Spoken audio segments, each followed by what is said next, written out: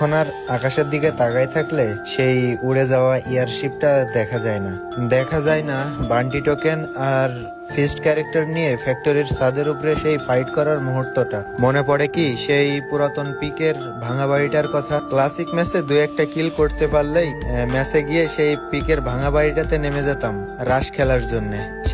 সেখানে নামতাম তো 4 জনই, কিন্তু বেঁচে থাকতো মাত্র একজন, 3 জন তো প্রথমেই মারা যেত।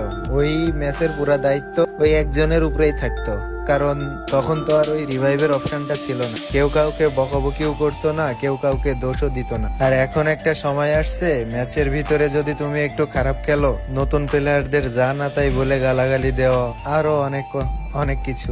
গেমটা পুরো টোকাই পোলাপান দিয়ে ভরে গেছে। আমি সবাইকে বলতেছি না, ওল্ড প্লেয়াররা ভালোভাবে রিয়েলাইজ করতে পারছে যে গেমের ভিতরে কত টোকাই পোলাপান চলে আসছে, যাদের মুখের ভাষার কোনো ঠিক থাকে না, মা বাবা তুলে গালি দেয়। কিন্তু আমরা যারা আগেকার প্লেয়ার আছি তাদের একটা ক্যারেক্টার কেমন ছিল জানো?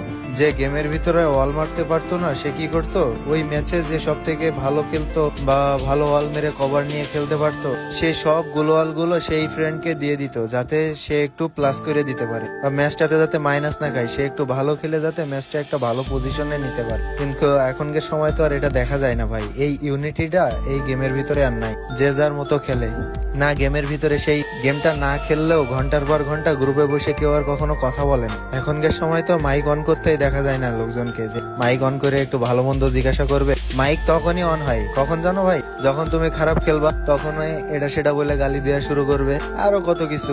গেমের ভিতরে এই ব্যবহারগুলো ভাই বাদ দাও, কারণ তুমি একটা ছেলেকে গালি দিতেছো, সেও তোমাকে গালি দিতেছে, এই থেকে মনোমালিন্য শুরু।